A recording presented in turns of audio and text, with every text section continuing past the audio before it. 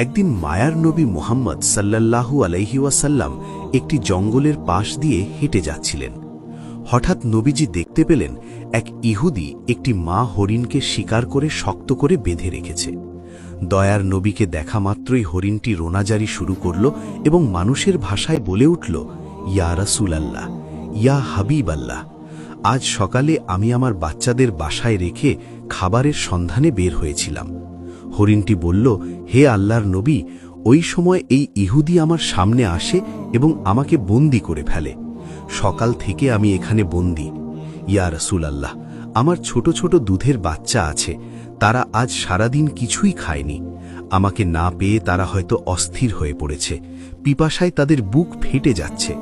হরিণটি আকুতি জানিয়ে বলল, ওগো আল্লাহর হাবিব, আমি শেষবারের মতো আমার সন্তানদের সাথে দেখা করতে চাই এবং তাদের দুধ খাওয়াতে চাই। দয়া করে আপনি এর একটা ব্যবস্থা করে দিন। হরিণের এই করুণ আর্জি শুনে দয়াল নবীর অন্তর কেঁদে উঠল। তিনি ইহুদিকে ডেকে বললেন, হে ইহুদি, তুমি কেন এই অবলা প্রাণীটিকে আটকে রেখেছ?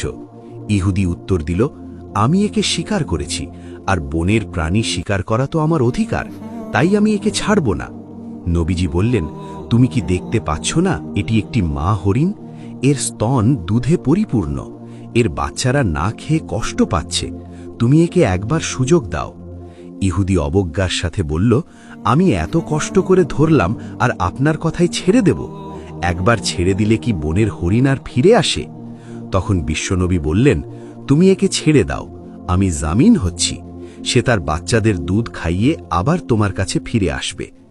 ইহুদি বিদ্রুপ করে বলল, বনের হরিণ কি আপনার বাপদাদার সম্পদ যে ফিরে আসবে? শিকার করা প্রাণী ফিরে আসার কি কোনো নজির আছে? যখন ইহুদি কোনোভাবেই রাজি হচ্ছিল না, তখন নবীজি বললেন, তবে এক কাজ করো, তুমি হরিণটিকে ছেড়ে দাও আর তার বদলে আমাকে এখানে বেঁধে রাখো। হরিণ না ফিরলে তুমি আমাকে সারা জীবন বন্দী করে রেখো। ইহুদি ভাবল এটি ভালো সুযোগ। সে নবীজিকে বেঁধে রেখে হরিণটিকে ছেড়ে দিল। ছাড়া পেয়ে হরিণটি দ্রুত বনের দিকে ছুটে গেল। ইহুদি মনে মনে হাসছিল আর ভাবছিল, এই লোকটির মতো বোকা আর কেউ নেই, একটা বনের প্রাণীর জন্য নিজের জীবন বিপদে ফেলল। ওদিকে মা হরিণ দৌড়ে তার সন্তানদের কাছে পৌঁছল। বাচ্চারা তাকে দেখে বলল, আম্মাজান, আজ কেন এত দেরি হলো? আমরা আপনার জন্য অপেক্ষা করতে করতে ক্লান্ত হয়ে পড়েছি। মা হরিণ চোখের পানি ছেড়ে বলল, ওরে আমার কলিজার টুকরা সন্তানরা, তোমরা তাড়াতাড়ি শেষবারের মতো আমার দুধ পান করে নাও, কারণ হয়তো তোমাদের সাথে আর কোনো দিন দেখা হবে না। বাচ্চারা অবাক হয়ে কারণ জানতে চাইলে মা হরিণ পুরো ঘটনা খুলে বলল। সে বলল, মায়ার নবী মুহাম্মদ সাল্লাল্লাহু আলাইহি ওয়াসাল্লাম নিজের জীবন বন্ধক রেখে আমাকে তোমাদের কাছে পাঠিয়েছেন। ওই নিষ্ঠুর ইহুদি এখন আমার নবীকে বেঁধে রেখেছে। এ কথা শোনা মাত্র হরিণের বাচ্চারা দুধ পান করা বন্ধ করে দিল। তারা বলল, আম্মাজান, আপনি কি বলছেন? মায়ার নবী বন্দী আর আমরা দুধ পান করব? এটা অসম্ভব। চলুন, আমরাও আপনার সাথে যাব। নবীজির সামান্য কষ্টও আমরা সহ্য করতে পারব না। কিছুক্ষণ পর ইহুদি দেখল, বনের ভেতর থেকে কেবল সেই মা হরিণই নয়, তার সাথে ছোট ছোট বাচ্চাগুলোও দৌড়ে আসছে। এই দৃশ্য দেখে ইহুদি থমকে গেল। হরিণটি নবীজির সামনে এসে ক্ষমা চেয়ে বলল, ইয়া রাসূলাল্লাহ, আমার আসতে দেরি হওয়ায় আপনি কষ্ট পেয়েছেন, আমাকে ক্ষমা করুন। নবীজি ইহুদিকে বললেন, হে ইহুদি, এখন তো বিশ্বাস হলো, এই নাও তোমার শিকার, সাথে তার বাচ্চাদেরও নিয়ে এসেছে। ইহুদির পাথর মন এক মুহূর্তেই গলে গেল। সে চিৎকার করে বলে উঠল, ইয়া রাসূলাল্লাহ, বনের পশু পাখিও যার মায়া বোঝে, তিনি অবশ্যই আল্লাহর সত্য নবী। আমাকে আর হরিণ দিতে হবে না, আপনি আমাকে কালেমা পড়িয়ে মুসলমান করে দিন। সুবহানাল্লাহ। নবীজির দয়ায় এক ইহুদি ইসলামের ছায়াতলে আশ্রয় পেল। এমনই আরেক দিনের ঘটনা। নবীজি সাহাবীদের নিয়ে বসে আছেন, এমন সময় এক বেদুইন সেখানে এলো। তার হাতে ছিল একটি শিকার করা গুই সাপ। বেদুইন জিজ্ঞেস করল, ইনি কে? সাহাবীরা বললেন, ইনি আল্লাহর রাসূল মুহাম্মদ। বেদুইন অহংকারের সাথে বলল, আমি লাত ও উজ্জার কসম খেয়ে বলছি, আমি একে নবী মানি না, তবে আমার হাতের এই গুই সাপ যদি সাক্ষ্য দেয় তবে আমি ঈমান আনব। নবীজি সাপটিকে লক্ষ্য করে ডাক দিলেন। সাথে সাথে সাপটি পরিষ্কার আরবি ভাষায় উত্তর দিল, লাব্বাইকা ইয়া রাসূল আল্লাহ, আমি আপনার খেদমতে হাজির।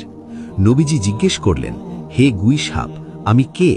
সাপটি বলল, আপনি আল্লাহর রাসূল এবং আখেরি নবী। যে আপনাকে মানবে সে সফল হবে, আর যে অমান্য করবে সে ধ্বংস হবে। এই অলৌকিক দৃশ্য দেখে সেই বেদুইনও সাথে সাথে ইসলাম গ্রহণ করল। একবার আবু জাহেল ও কাফেররা দাবি করল, যদি আকাশের চাঁদকে 2 টুকরো করে দেখাতে পারো তবেই ঈমান আনব। নবীজি আল্লাহর কাছে দোয়া করে আঙুল দিয়ে ইশারা করলেন। তৎক্ষণাৎ পূর্ণিমার চাঁদ 2 খণ্ড হয়ে গেল, এমনকি মাঝখান দিয়ে হেরা পর্বত দেখা যাচ্ছিল। কিন্তু হতভাগা কাফেররা একে জাদু বলে এড়িয়ে গেল, অথচ আল্লাহ তাআলা কুরআনে এই ঘটনার কথা উল্লেখ করেছেন। অন্য এক সফরে নবীজির আড়াল হওয়ার প্রয়োজন হলে তিনি ওসামাকে বললেন গাছগুলোকে আদেশ করতে। নবীজির নির্দেশে 2টি বিচ্ছিন্ন গাছ শিকড় সহ হেঁটে এসে একে অপরের সাথে মিলে আড়াল তৈরি করল। কাজ শেষে তারা আবার নিজ জায়গায় ফিরে গেল। আরেক দিনের ঘটনা, যুদ্ধের এক সফরে নবীজি একা এক গাছের নিচে বিশ্রাম নিচ্ছিলেন। শত্রু গাওরাস ইবনুল হারিস তলোয়ার উঁচু করে ধরল। সে বলল, হে মোহাম্মদ, এখন তোমাকে আমার হাত থেকে কে বাঁচাবে? নবীজি অত্যন্ত শান্তভাবে বললেন, আল্লাহ। আল্লাহর নাম শোনা মাত্র শত্রুর হাত কেঁপে উঠল এবং তলোয়ার পড়ে গেল। নবীজি সেই তলোয়ার উঠিয়ে বললেন, এখন বলো তোমাকে কে বাঁচাবে? লোকটি ক্ষমা চাইল। নবীজি তাকে বিনা বাক্যে মুক্তি দিলেন। তার এই মহানুভবতা দেখে সেই শত্রুও পরে ইসলাম গ্রহণ করে নিজের গোত্রকে ইসলামের পথে নিয়ে আসে। সুবহানাল্লাহ। প্রিয় দর্শক, ইনিই ছিলেন আমাদের দয়ার নবী মুহাম্মদ সাল্লাল্লাহু আলাইহি ওয়াসাল্লাম। পশু পাখি, গাছপালা, এমনকি জড় বস্তুও তার নবুয়তের সাক্ষ্য দিত। আল্লাহ আমাদের সবাইকে নবীজির আদর্শে জীবন গড়ার তৌফিক দান করুন। ভিডিওটি ভালো লাগলে শেয়ার করে ইসলাম প্রচারে অংশ নিন এবং কমেন্টে লিখুন আমিন।